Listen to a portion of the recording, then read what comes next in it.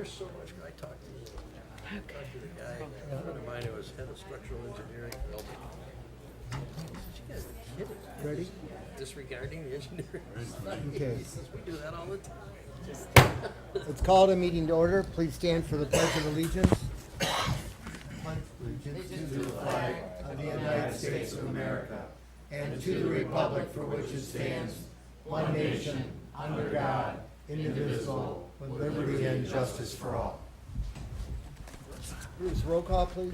Councilmember Ash Looney. Present. Councilmember Barrett. Present. Councilmember Ellis. Pardon me. Councilmember Ellis. Here. Mayor Kajerski. Here. Councilmember Kusick.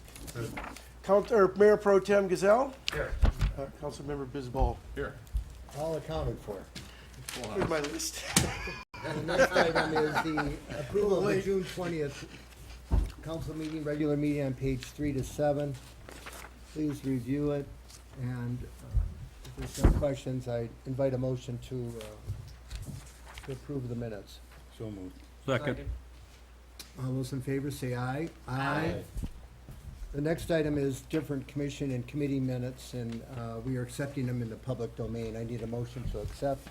So moved. All Second. those in favor say aye. Aye. Public comment. We have any public comment? Okay, yes, come on forward. Good evening.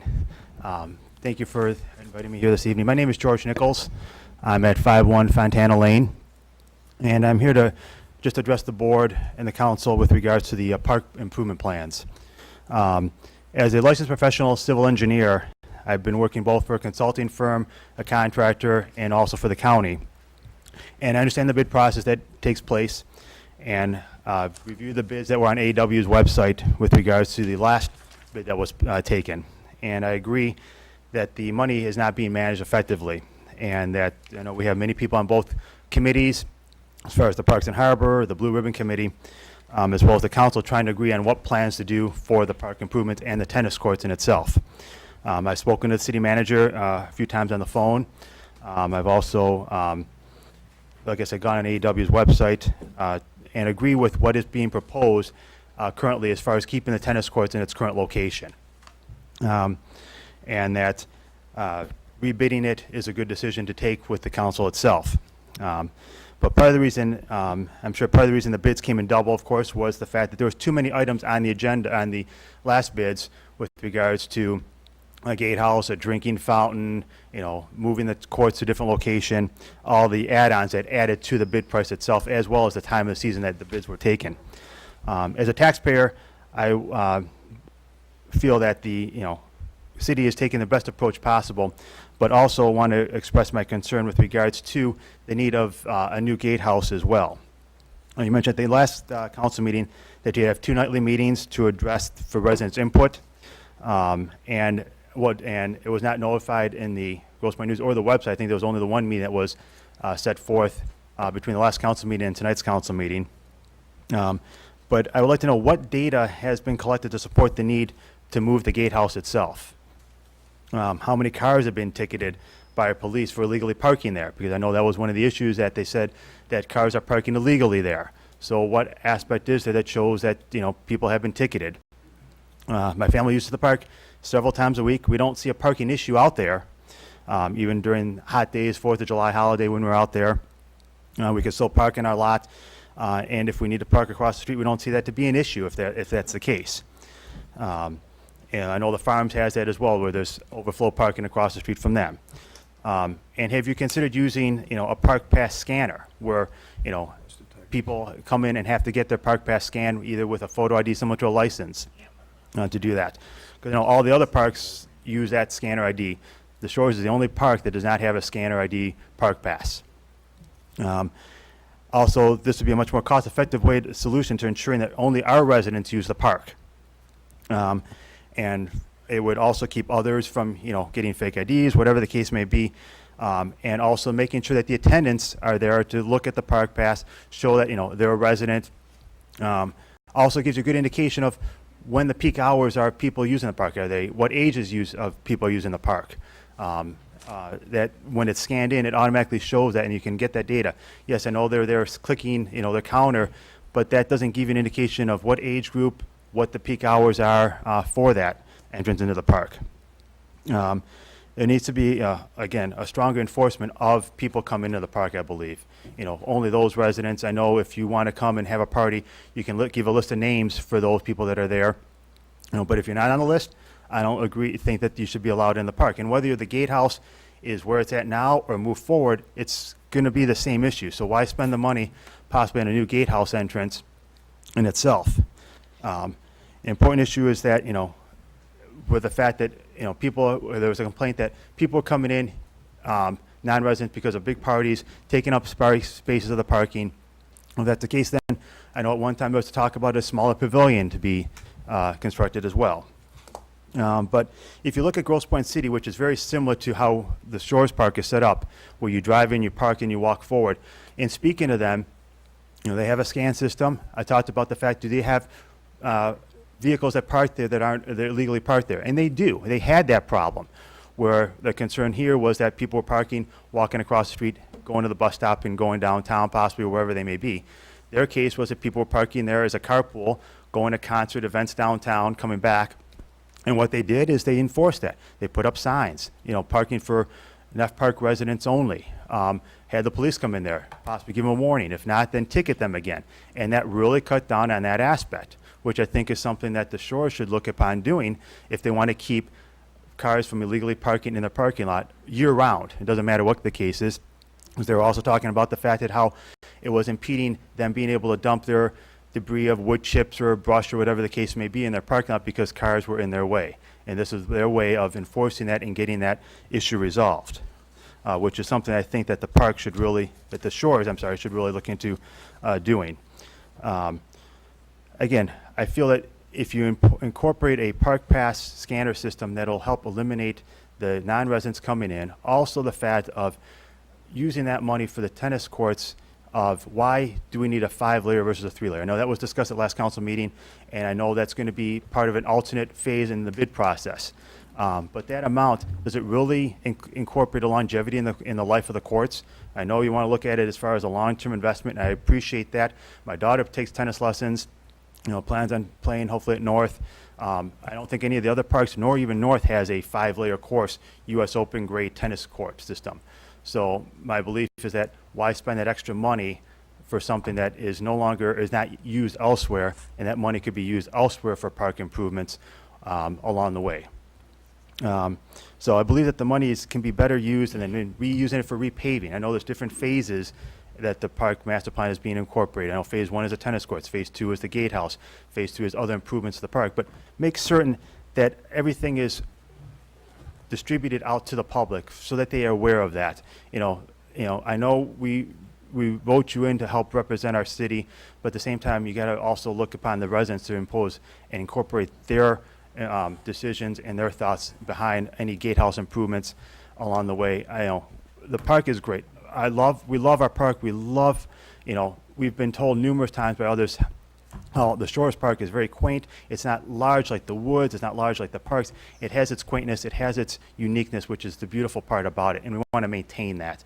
We don't want to incorporate something that other parks do just because we think that's the best thing, because we want to be like other parks. We need to be unique in our own way and stay in that fashion. So I wanted to express our concerns as far as my concerns and my family's concerns with regards to that.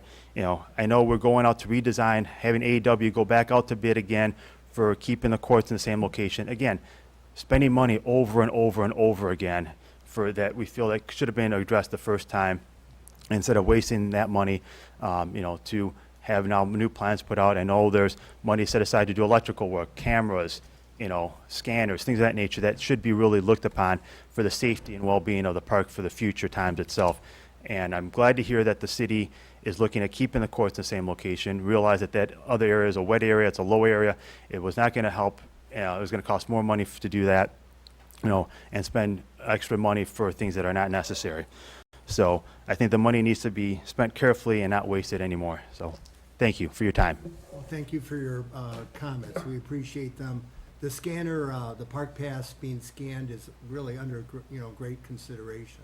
That's good. This is an evolving area. I mean, the decision has to last 35 years. Sure it does. And 35 years from now, I probably won't be sitting here. Right. So I mean, it has to last that long. Exactly. This is a once in a generational time to get it right. No, it is. And, I agree that, we got to come up to times, electronic aspects, talking to the city manager as far as, cameras out there for the safety, well-being down by the pier, wherever it may be in the park in itself, that's what's needed. That helps resolve any crimes, whatever the case is.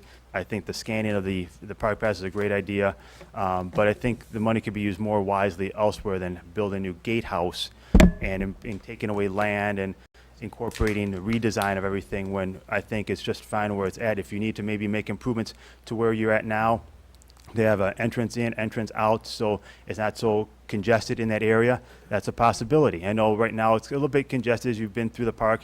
People are coming, people are going through that same opening, and it can kind of get a little messy in there. That's understood, but maybe, put an entrance in and an area out, so then the gatekeepers can keep track of who is coming in. Maybe not, create such a congested area through there is a thought too. Okay. Well, thank you very much for coming to the meeting and expressing your thoughts to us. You're welcome. Thank you.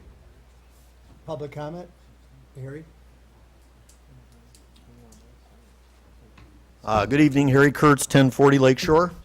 I want to thank Mr. Nichols. I just thought he did a terrific job of expressing himself and came up with some things a lot of us have been thinking, and not necessarily an engineer or articulate as he is. So I hope you'll take under advisement what he said.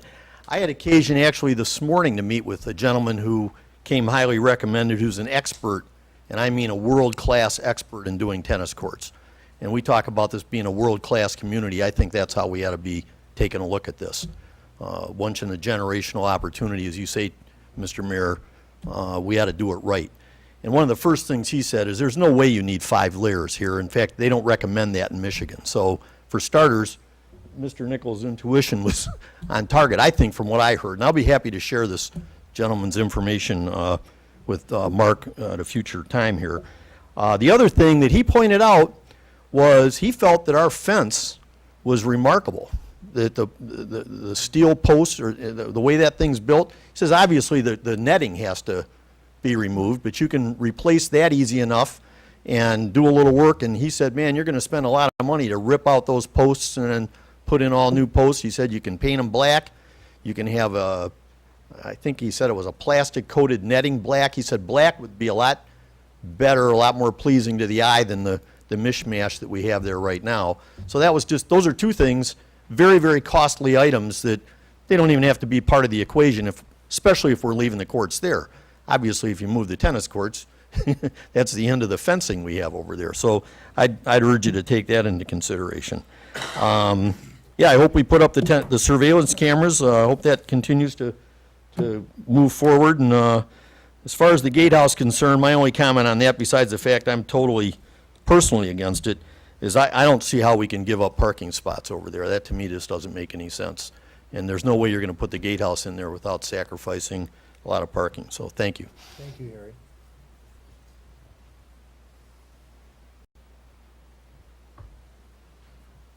Good evening. My name is Joe Lamone, 12 Blairmore Court, but I also have to disclose that I'm also the Vice President of the Grosse Pointe Shores Improvement Foundation. One of the things Mr. Nichols brought up that just, I don't know why I didn't think of it before, because I've been involved in the discussions we've had with the town hall meeting, with the Parks and Harbor, and all the other discussions going on about the park improvements is, there's a saying we have at GM, which I'm an engineer at GM, and we have the saying that says, in God we trust, everybody else bring data. And I think that's what a key component of the decision-making process has been missing. We're bringing out our experiences and our opinions, but we're not providing subjective data that says, this is what's really happening. And I really believe that if we just put the brakes on moving too fast to make a decision that we may regret later on because we may not be able to get things done in an efficient, cost-effective manner, that we may regret that we spent, substantially more than what we expected. Because if you recall, the earlier estimates of the tennis court being resurfaced was around $250,000. And we were all shocked when the estimates came back significantly higher, almost 100% higher. With data that we can collect between now and next year, we're not going to fix the tennis courts this summer. The ship has sailed on that. And there's no reason we should rush into a decision without having good data to suggest what really needs to be done. Regarding the gatehouse, my wife and I came to the 4th of July fireworks the other night, and the one thing that happened that we noticed was they were checking people's IDs and, their passes. And I saw 2 young ladies that got rejected, and they were disappointed, and they said, well, we just moved here, so we don't have passes. And the gentleman said to them, well, if you can go back home, if you don't live that far away, bring us back proof that you live here. And that's what they did. They came back, and they got there just as the fireworks were starting. But they did what they were asked to do. They complied because they were asked to comply. And so I think what Mr. Nichols has brought up is a couple of good points. Is let's collect data, let's understand what the real issues are, rather than just forging ahead with the decision. And I know that we talked about getting the rebids done for the tennis courts and for the other work. And I think that, that's smart. But I think for the other improvements that we're talking about, let's make sure we have data that substantiates the need to do the project in the first place. So that's all I've got to say. Thank you. Thank you, Joe. Any more public comment? If not, I'd like the Age family to come forward. This is my and the council's great honor to present the Age family. Come on up forward.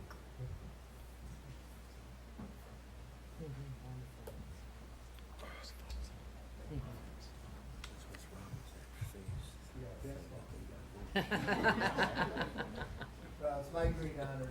This is a proclamation today by our city. Whereas the Age family's been honored as the 2017 Grosse Pointe Chamber of Commerce Legacy on the Lake recipient.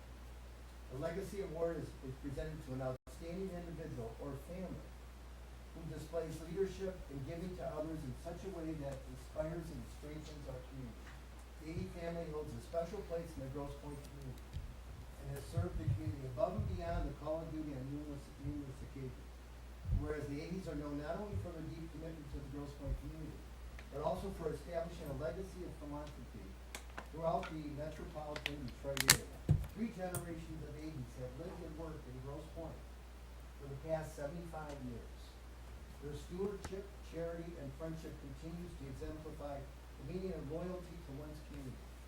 And whereas Edmund T. Ahey Jewelers hosts the annual Confucian Super Summer Celebration at Comerica Park to benefit the Confucian Soup Kitchen.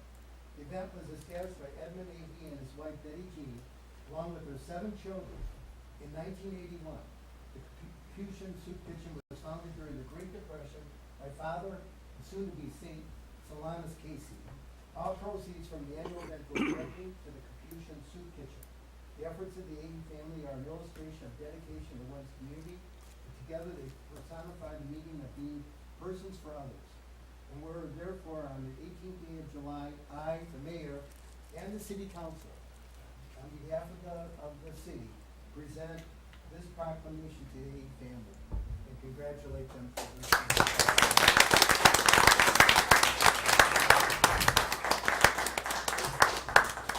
Thank you.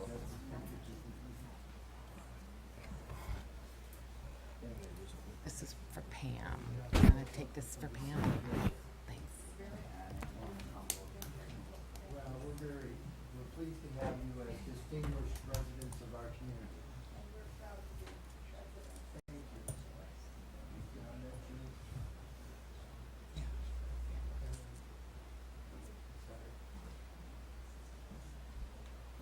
And then we have our little tile showing. Don't forget the tile. Yeah, she's gonna take that for Pam. It's like Christmas in July. Without the gold wrapping paper though. Should have done that. So thanks again.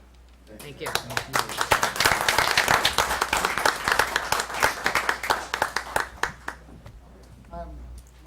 me to introduce, this is John Agee, Zach Agee, Connie Agee, Beth Agee, Greg Agee, and I'm Peter Agee.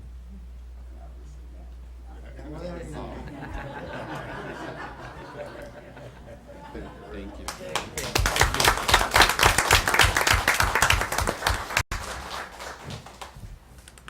And almost all of you live in Grosse Pointe Shores, so we're very pleased and proud you chose to make Grosse Pointe Shores your home. Thanks again.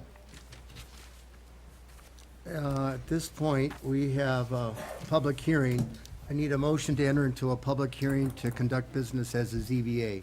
So moved. Is there support? All those in favor, say aye. Aye. Okay, this is a public hearing. We're sitting now as the ZBA. It's a variance request for 578 Sheldon Road. Yes, thank you. Wesley, 578 Sheldon. We're requesting a variance to be allowed to put our pool equipment into a shed that is within 30 feet setback that is normally requested. I know a few of the board members, I believe, stopped by and seen how we've landscaped the shed. Rick and Diane Denardis are neighbors behind us who did come to the last meeting with notification. I believe requested that they just didn't want to see anything. They weren't too worried about the noise variance. If we were to keep it outside the shed, it's literally 8 feet over from the door of the shed. Rick and Diane thought it was incredible that we were going to put it in the shed. We would be more than happy to insulate the shed. I know there's some venting that probably would need to be done. And along the back fence row of the Denardis family, we're going to plant shrubs. So their main concern was seeing any pool equipment, and there's absolutely no pool equipment that's going to be outside of the shed. Jacob Beninati, who's doing the pool for us, we'd like to have him do the pool for us, came along, and he has some information regarding the noise, the decibels of the pool equipment. I believe you guys were emailed the decibel readings, but I have copies here if you want to see it. It's a little confusing, but the gist of it is this is a variable speed pool pump. The idea is that we can turn up and turn down the RPMs. The higher the RPMs, the noisier the pump is. But we install these pumps because they are very quiet, and if they are too noisy, we can turn them down. But if you look at the graph that we show at 10 feet, where our typical operation is 2,000 to 2,500 RPMs, we're running around 45 to 50 decibels. So they're incredibly quiet pumps. Typically when they're running, you can't even tell when you're standing next to it, let alone if it's inside of a shed. If you're outside the shed, there's almost no way you're going to hear them going. And if it is an issue, we can do insulation to baffle that, or like I said, we can RPM the pump down, and that'll prevent it from getting noisy in the future. So. Okay. Well, as I understand it, the only reservation was that all the equipment be in a confined space where the shed's located. It'll all be within the shed, and I know Rick and Diane, the only concern is it was going to be put behind it. And the only thing that would be behind it is other than our shrubs that we're going to put up the block, kind of at our request too, we're hoping to kind of screen it off. There will just be a gas meter from DTE on the back of the shed.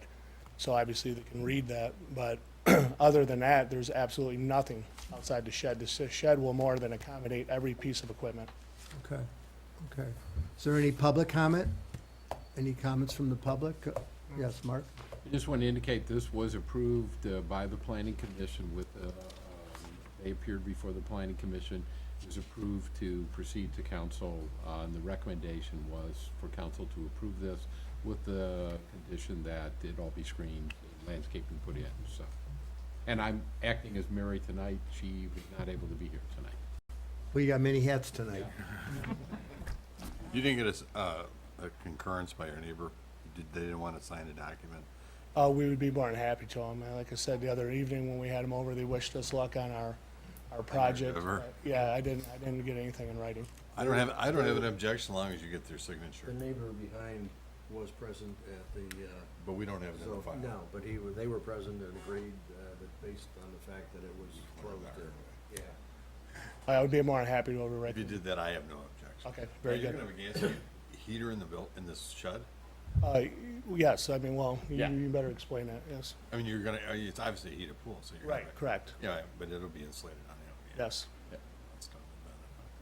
Yeah, obviously it's gonna have to pass with city inspection and everything Not else. our problem, that's yours. Was there any other council comments? And do you want to make that a condition of the motion then? Yeah. Then well, at this point, then I close the public hearing. I invite a motion to approve the variance request at 578 Sheldon. And should I just bring that letter to the, Just The give it motion is to to us. approve your variance, subject to you furnishing concurrence of your neighbor at some point prior to construction. okay, So before you, so you keep moving ahead, and whenever you get their signature, before you put a shovel in the ground, you just throw it in the file, and everything's fine. We don't want, okay, we don't have to present it to you, okay. no, I'm not trying to make you stop until the next council meeting, and we're gonna, no, I don't wanna do all that, no, as long as, the reason for it is just an audit trail, a documentation, because they attended the public hearing and they concurred with that, the planning commission meeting, they agreed with that, but there's no evidentiary record other than you were there and people saw it, but this way we've got a piece of paper, and if someone down the road says, well, how'd that get approved? The neighbor approved it. Okay, We've learned from the hard way that The hard way. the neighbor says, oh, it's fine, and everybody relies on that, all of a sudden amnesia strikes, and we wanna protect you and everybody involved. I appreciate that. So, Well, good luck with the project. Thank you very then. much. The motion with that contingent, Bruce made, who seconded? Second. Okay. All those in favor, say aye. Aye. Any opposed? All right, congratulations. Thank you. Thank you, Okay. Ethan. Now we move back as city council. Mark, reports by chairpersons, budget and fun. Motion to conclude our hearing. Well, okay, motion to, motion to exit the public hearing and, act as the city council. Second. All those in favor? Aye. Okay. Now, Mark. Okay, so I mentioned, Rhonda asked me to fill in tonight, she's got pneumonia, and she was still at work today, so, tells you her dedication. First page, the usual transfers for payroll taxes, and of course, our, premium for, Blue Cross Blue Shield. One of the things Rhonda probably never told you, but for many years, she did the split on our consortium, with Blue Cross Blue Shield. And when I came, I saw how busy she was, so we kicked it to the woods. And they've been on 2 finance directors, and we've never gotten it back, so. But we send them the amount. Happy to go over any questions. A couple of one of the big ones was certainly the part of the tennis court bids, although adding to rebid this is, we agreed to a $2,000 increase. The amount that you saw for AEW primarily is a significant portion of the SAW grant. Brett will talk about that briefly. The bids came in, but we haven't, we're checking out the vendor right now. Happy to answer any other questions in terms of the bills themselves. Can you touch a little bit on this Foster Swift bill again? This month, they continue to be in the several thousands, Yeah. month after month. What is the purpose for this big bill this month? The breakdown on that primarily, and I'll be happy to send it to all of council. Still, there was a residual bill from Ford House, which we've asked them to reimburse. I think that was like 9 or 10,000, but I'll verify that. There was significant work on the Michelle Court issue, and a review of that, and as you know, part of that was presented at the closed meeting. There were some issues there. I don't think there's anything else. We've moved, previously, we had to use them or members of their staff on the tax tribunals, and of course, with the new contract with WCA, we were able to, they take care of, within our agreed-upon price, all the tax tribunals. And that price will actually come down, because they're almost completed with paperwork to upgrade all of our files here. So I think that was a $7,500 additional fee, but we're going back to the regular, I think it's, I don't remember. I'll get that to you, but I'll get you a breakdown of the bills to date on that too. I mean, has it ever been addressed with bills, with payouts like this every month to possibly have an in-house counsel, employed by the city if this is what we're paying? Yeah, I think the council looked at that, and when they took proposals, actually, when I first came, with various law firms, and I think that it's unlikely that there would be any financial savings. That's my personal opinion. Having done this, even in fairly large St. Clair Shores, we employed a ton of attorneys for different activities, but primarily the city attorney. Bob Erie and Erie O'Brien, they were one of the bidders here and weren't even the cheapest bidder, and they were a good bargain in St. Clair Shores.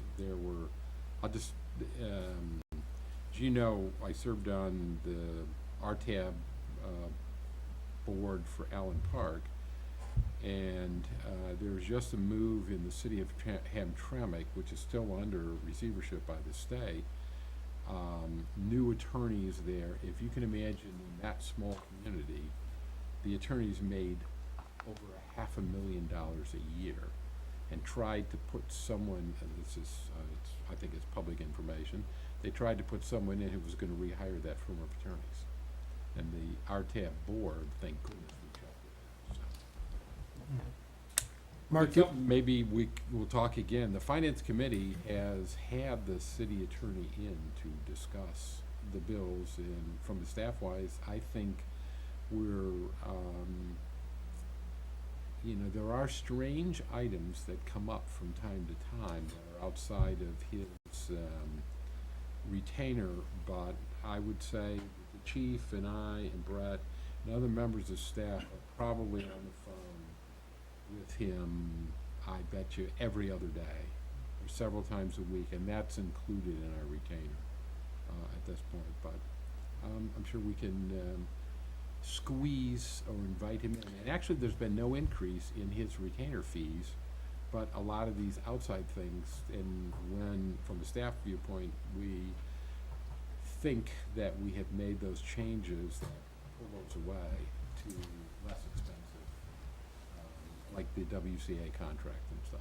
I think the retainer says 3 phone calls a week, for instance, or, We talk to him, I bet you,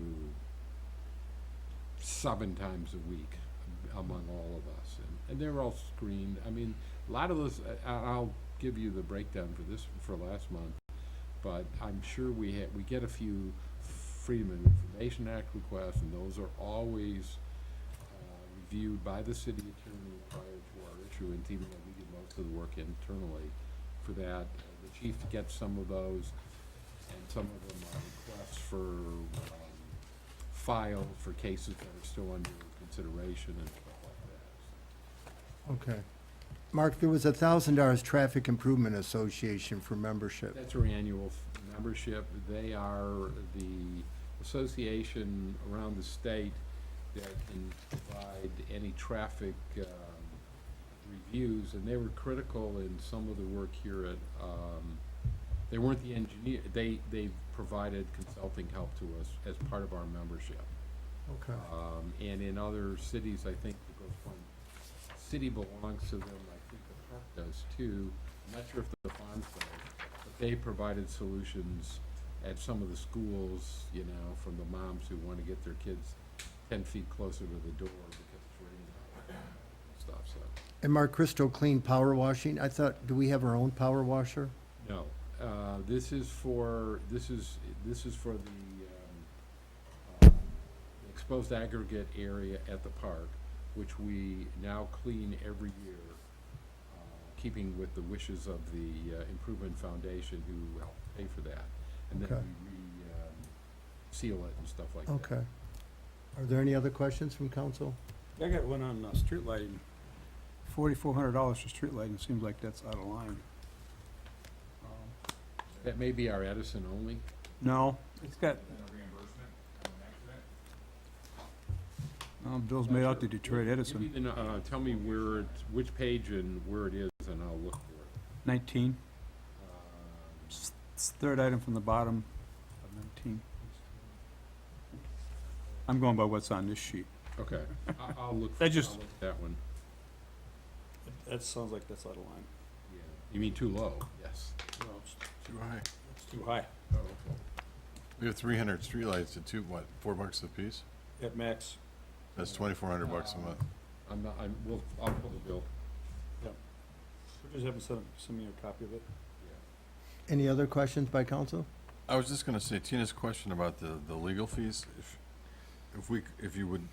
Mark and Rhonda could do this for us, go through the last 12 months, legal fees billed versus legal fees reimbursed by the Ford House, and the extraordinary non-recurring items. Number one, tax tribunal.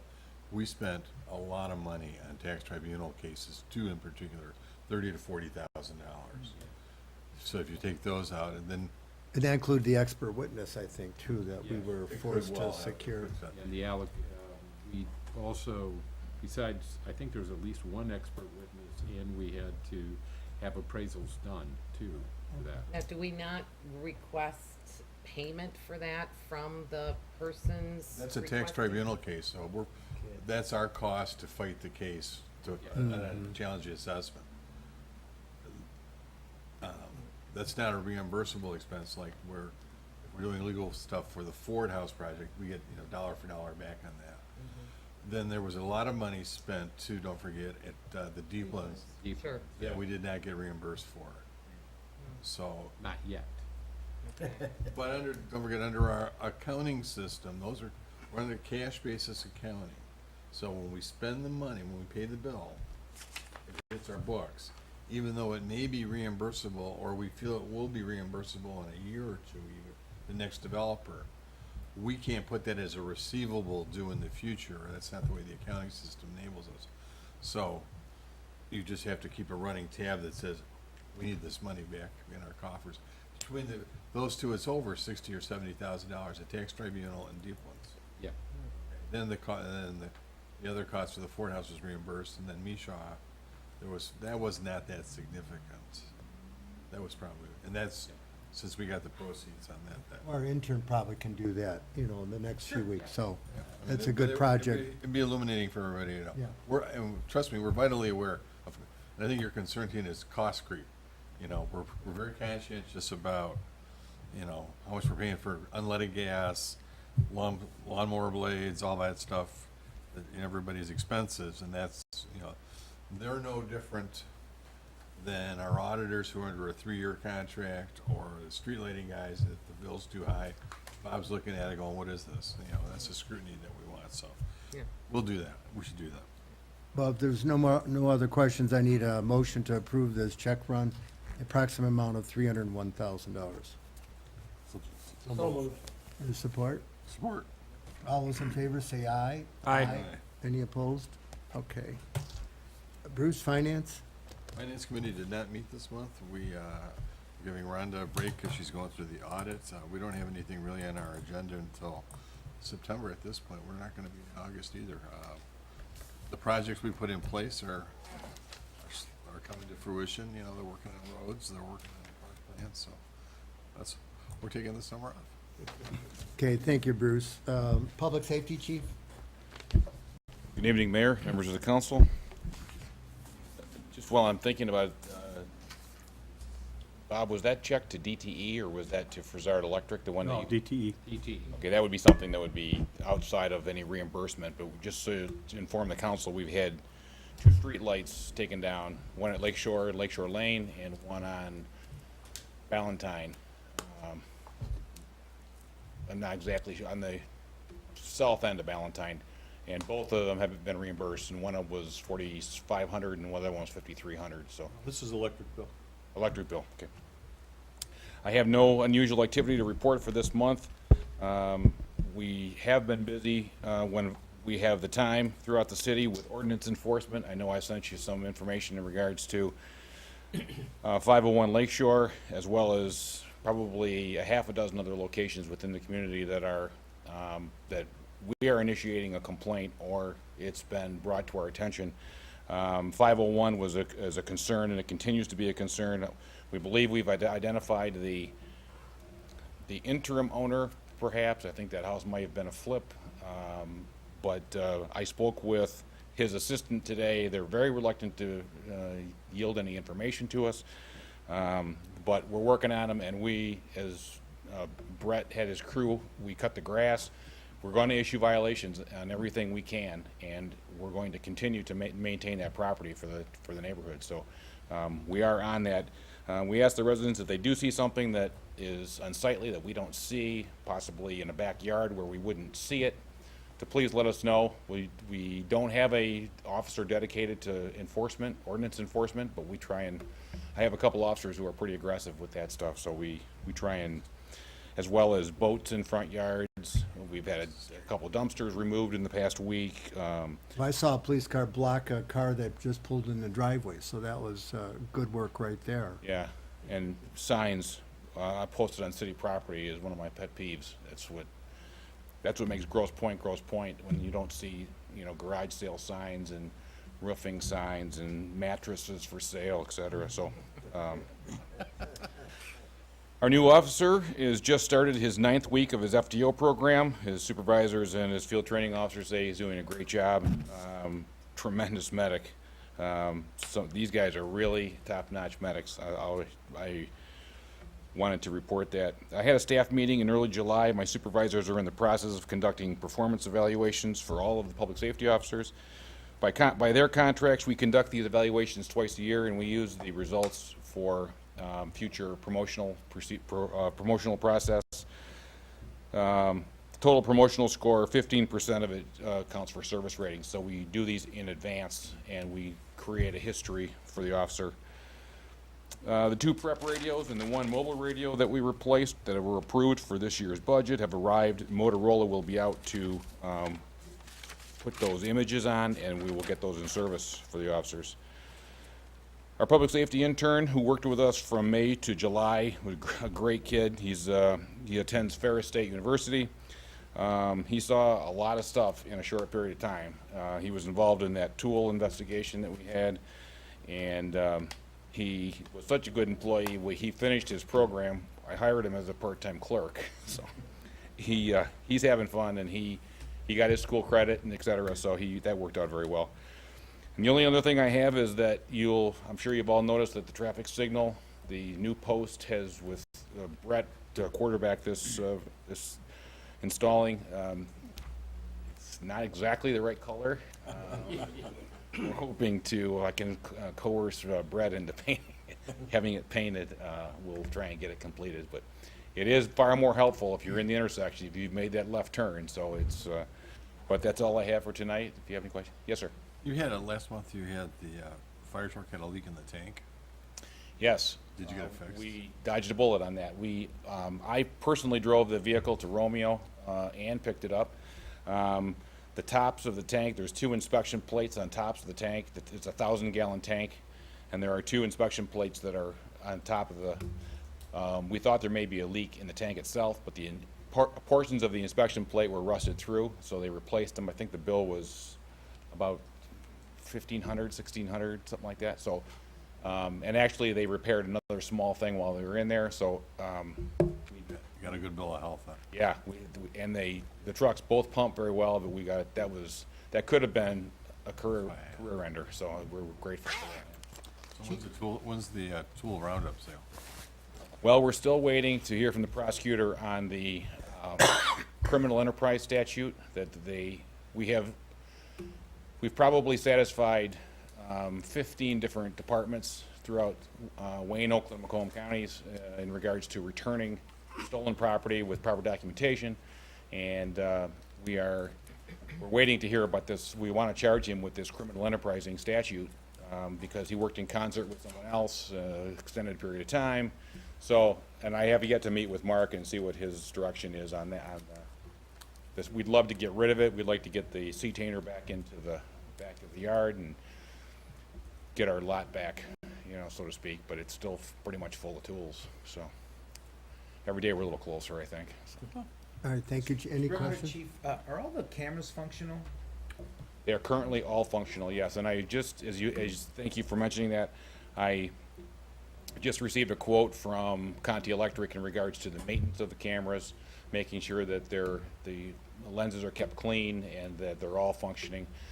We have had some power outages, which dumps the modem, and sometimes the modem will reboot. And if my supervisors at the beginning of the shift, they look at the cameras, and if they see a tile that's out, there's 10 currently in service. If they see a tile that's out, they will report it immediately to Conti. They'll come out and they'll reboot it. But we don't have a maintenance agreement with them, and they've been up a couple years now, so they have given us a price. I haven't had a chance to share it with Mark yet, but we're hoping to get into a process where they maintain those. And yes, they're all currently working. Okay, well then, I think I'm probably piggybacking on the reason that he's asking is that we all received a letter this week in the mail from a resident who had a home invasion in February, and the cameras were not working for you to see something. I mean, can you address that so that we can? Well, first of all, we're not absolutely certain that Jeez. Sorry. we're not sure that the individuals that committed this particular home invasion left. The complainant was speculating that they left throughout the south end, through Lakeshore. We did have a power outage, and that was the reason that camera was down. And that's One set too, of cameras, at that location. just that location, just the All south the end. rest were operating. We reviewed all other camera footage in and out of the city. And like I say, these cameras are a tremendous tool, but they're not a silver bullet. It's not an automatic. If you capture a plate, many times there's sun reflection. They're only human, so to speak. But they do a great job. And as a matter of fact, we had an incident yesterday where we thought we had a reported crime, and we ended up eliminating a gentleman in a pickup truck because we could tell by the camera footage that it wasn't him. Yes, they were down at that point. We're not exactly certain whether they were, and we've spoken with her on numerous occasions, and my investigator has also talked to her. She's been in. I met with her twice. But yeah, it was down that day. So you followed up with her, this homeowner, as far as? Since this recent letter? Yes. No, I have not, but I will. Okay, thank you. Any Just- other questions from council? If not, thank you, Chief. Thank you. Public Works?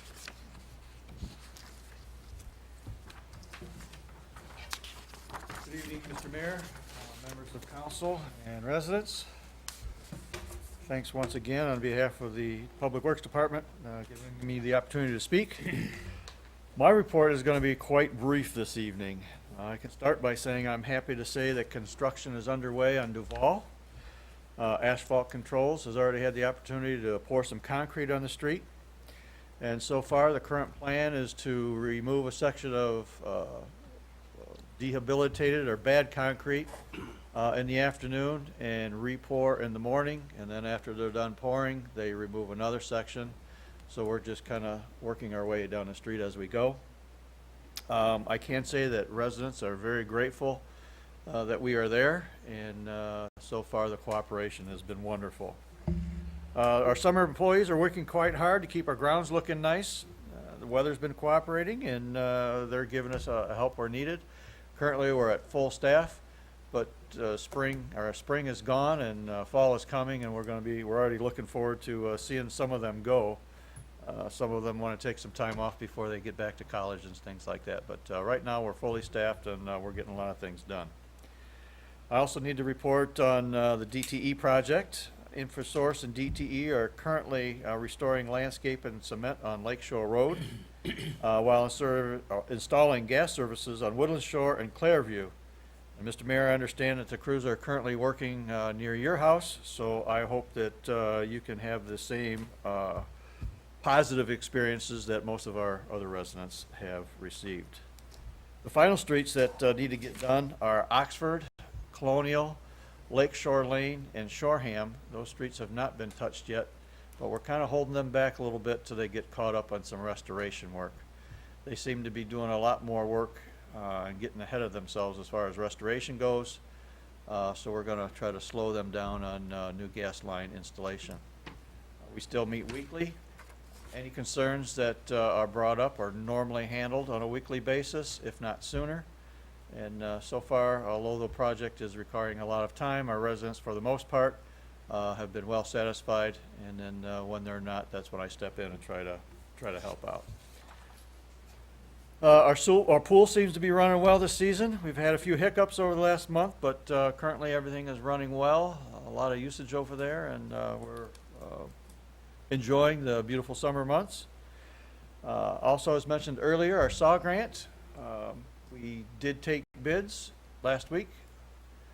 Currently, they're under review by the engineering company, and I would expect to have a letter of recommendation for you next month, at next month's council meeting, to proceed with cleaning of the sewers in the SAW grant. And I know this report's been brief, so I'm sure I'm forgetting something, and if I am, I apologize ahead of time, so if there's anything I can answer at this time, I'd be more than happy to try.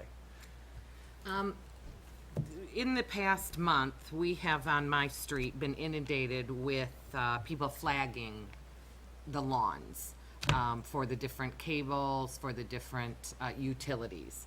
It's happening over and over. They leave those. I counted as of yesterday, I had 22 flags in my backyard. So short of landing a plane down that runway, first of all, we were never notified that we were going to have all this intrusion in the backyards. Secondly, a month of having the lawn with all these flags with no other, there's been nothing done. Who okays this? And I mean, I understand that we have a variance for utilities in our yard, but not next to the house, not this far away from windows. Should I expect people in my backyard all the time? So who's okaying this, and why, as residents, aren't we told that we're gonna have all of this activity in our yards? We have a lot of things going on in Grosse Pointe Shores right now, and specifically your subdivision. We've had DTE putting gas in. We've just installed WOW. It's my understanding AT&T is in town. I'm hearing calls of people wanting to know about what are those flags doing in my backyard. But currently, when these utilities come in, they call out a misdig, and I'm sure we're all familiar with the misdig system. And we go out and mark utilities. When they're going to be putting something in the ground, they're required by law to call misdig. Do I authorize people to call misdig? No. That is something that they have to do before they dig. Just like if you were going to dig up your backyard, putting in a fence or something like that, you would have to call as well.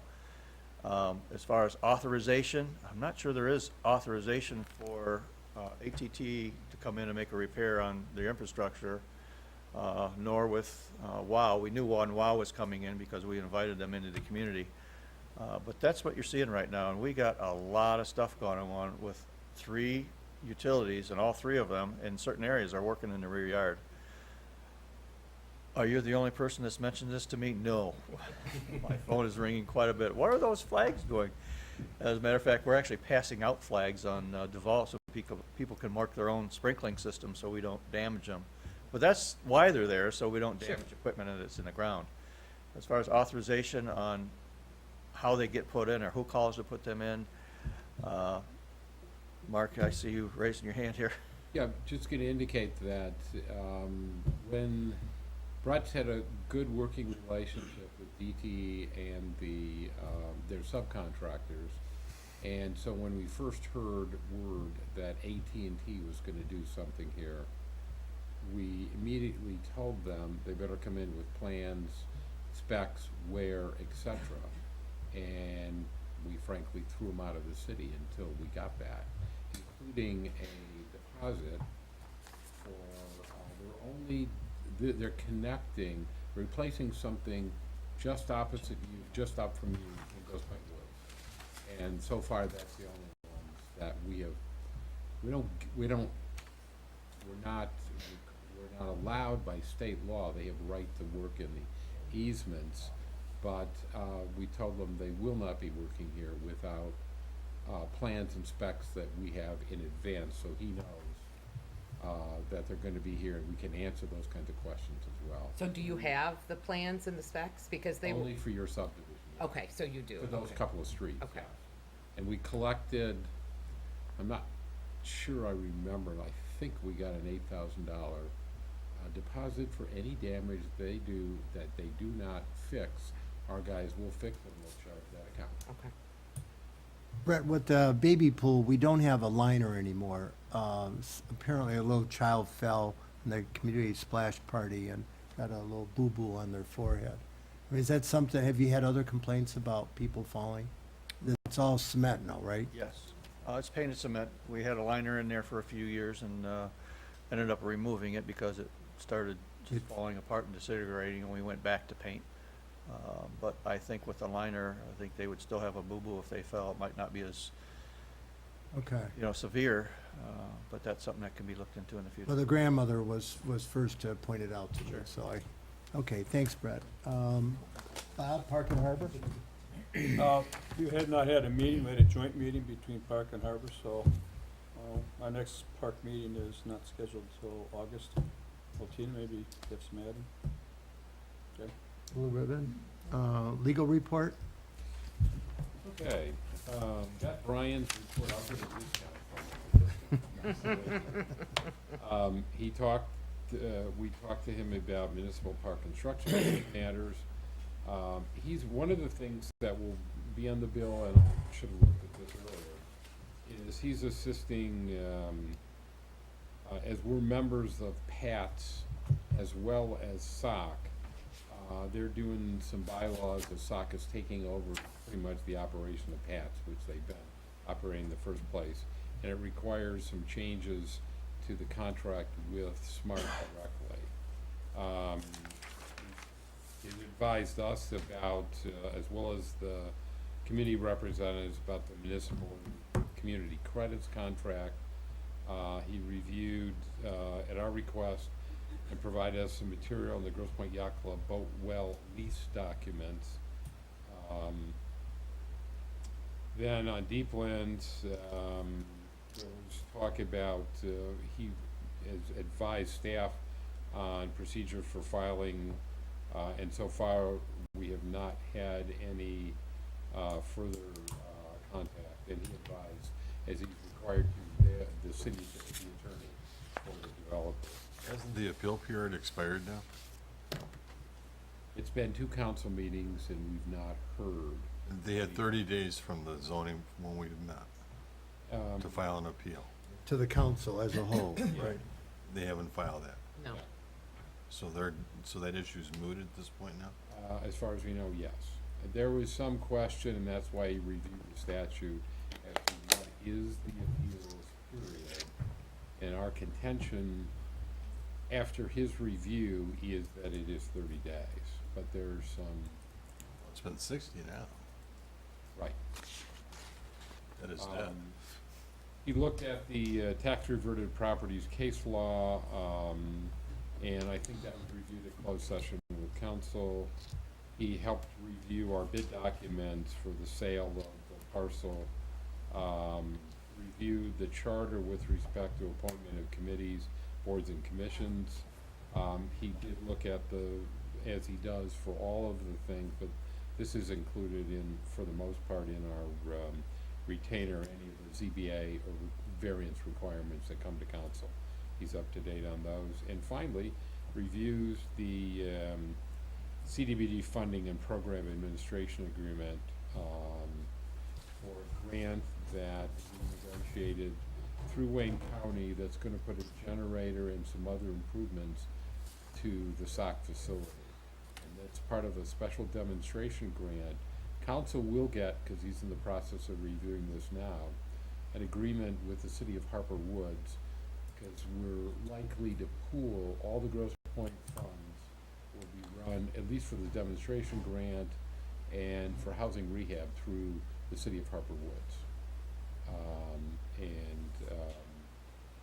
We have not had a housing rehab program in the Grosse Pointe probably in the last maybe 8 or 9 years, but that was part of our demonstration grant, and Harper Woods is going to be running it, they have experience doing it. And so probably at next month's council meeting, you'll get a recommendation to enter into a sub-agreement with the city of Harper Woods to administer those funds. And then our residents could apply, some criteria will be set, okay. Okay, good. Is that the manager's report? Well, only got a couple things. First of all, I'm sorry to have missed last month's meeting, but I was on a cruise in Bermuda and we watched the U.S. lose the America's Cup.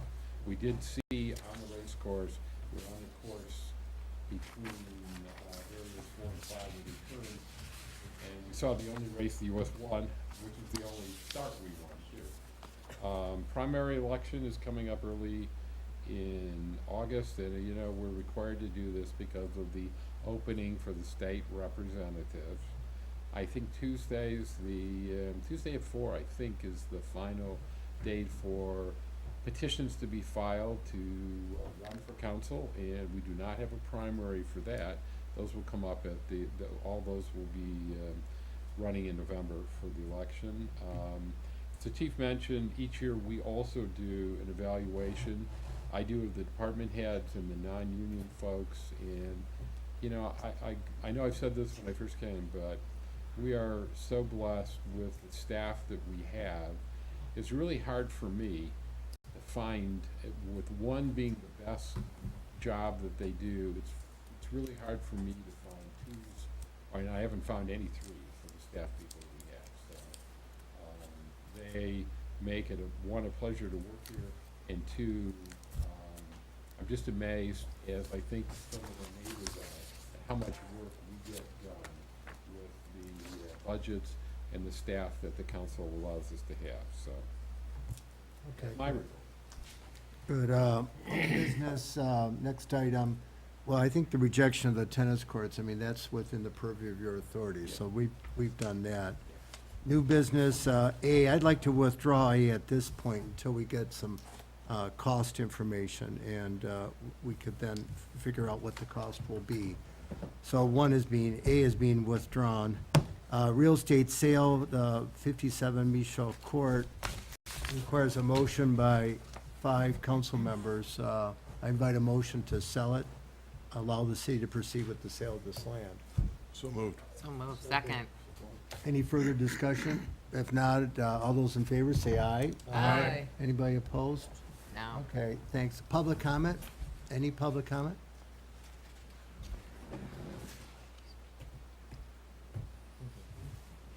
Council, Brett Marshall, we're here to talk briefly about last week's tree board meeting, a little impromptu update. I'm also representing Helen By in the beautification committee. We are talking about the seascapes along the lake shore of the Wayne County Island there. As you're well aware, they're getting pretty well overgrown and out of control. We are slowly approaching some private residents, trying to get some people to adopt them and take care of them and maintain them for us, but we're kind of striking out with that issue. Do I need, or does the tree board need permission to remove those if we cannot find some new funding? Mark, do we, I would imagine it's a matter of the cost. Yep. If the cost exceeded 5,000, it requires the affirmative concurrence of, I think it's only a function of the cost of the service. I should get with DPW as far as that goes. And Yes, local yes. costs, 'cause they're becoming quite unsightly, overgrown, unmanageable, the complete mess down there, so. Okay, I'm thinking about taking them completely right out. okay. Where's this at again? Wayne County, property alongside the lake shore here. Oh. Those big weed beds, and now they're weed beds. And you're gonna send them a bill and we'll get repaid? Yeah. Ted, it goes into our account, you know what I mean? Brett, you gonna return that to grass? Would you just? Probably be the grass simplest down? way as far as maintenance goes, yes. Okay. So I'll get with DPW and then we'll get back to council.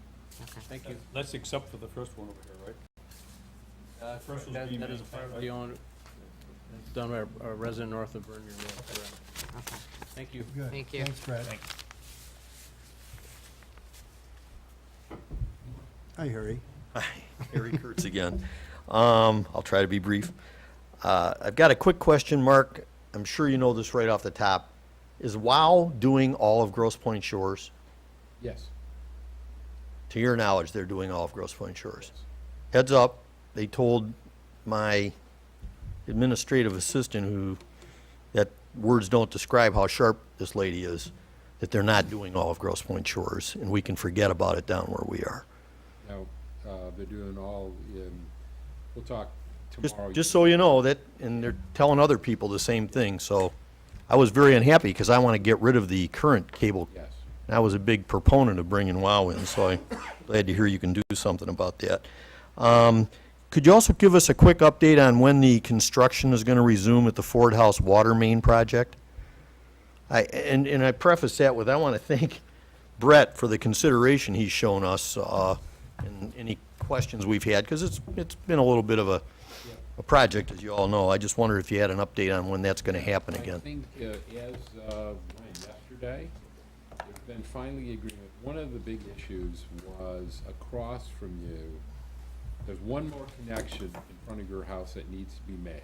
We weren't gonna wait any longer, so we put some seed in and appreciate your cooperation on that. But the vault that goes in where all the connections are made across the street, that's kind of fenced off. There was, our engineers spec something that's gonna last, we think, all of our lifetimes, so 100 years or more.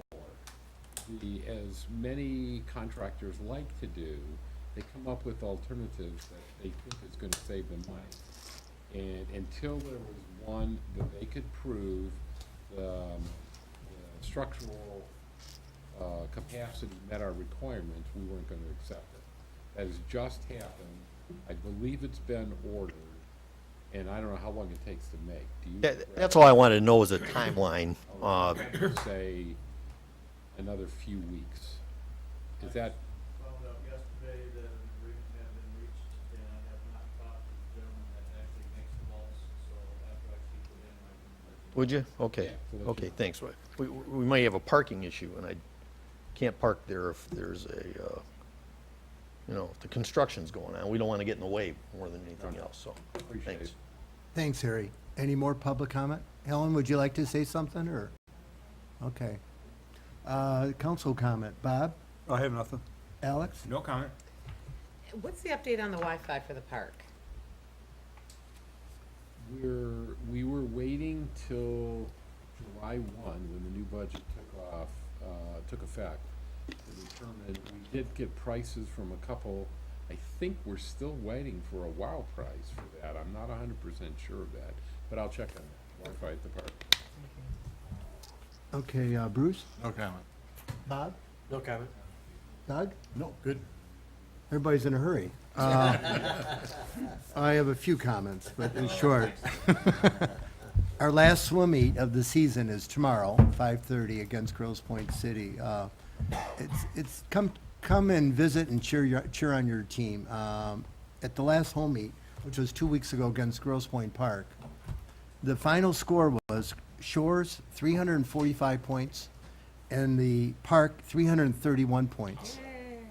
Now, if you've never been to a swim meet, Joyce, you've been to many. I see many of you here who've been to many swim meets.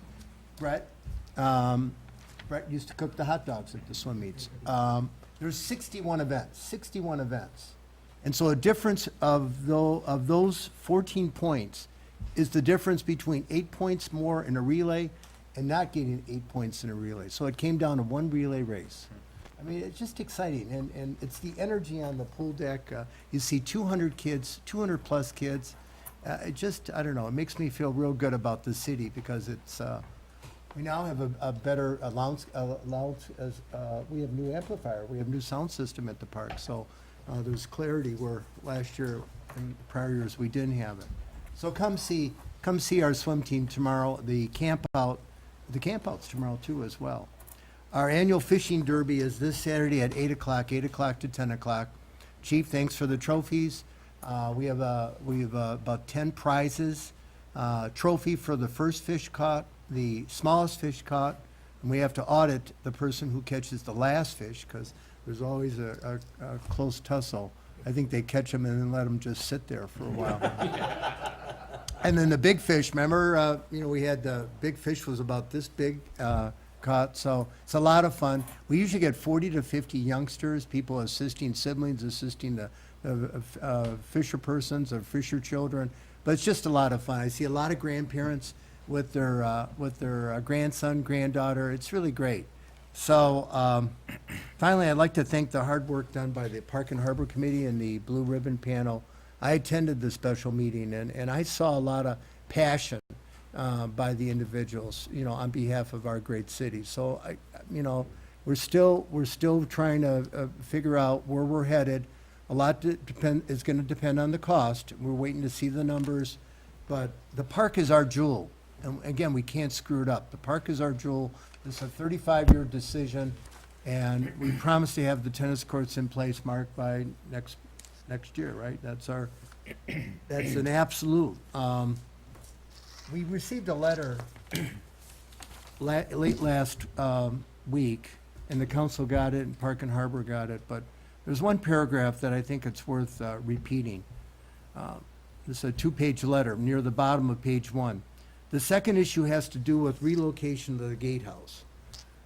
What we are dealing with here is not only eliminating, which I understand is repeated misuse of our parking lot facilities by non-residents, but perhaps even more importantly, a safety issue for our residents. Grosse Pointe Shores has prided itself, correctly so, in parentheses, as one of the safest communities in which to reside. The police and fire response is unparalleled. We need to take that level of protection to our municipal park, which, as you know, is highly utilized by our young children. It would take only one negative incident involving one of our children to negate all of the other positive things that make our community what it is. So that rings a bell, and again, it I guess makes us sensitive to, not solving a crime perhaps, but preventing any crime, preventing any incident. So with that, our next meeting is Tuesday, August 15th. I need a motion to adjourn. So moved. All those in favor, say aye. Aye. I thank everyone for coming. Thank you.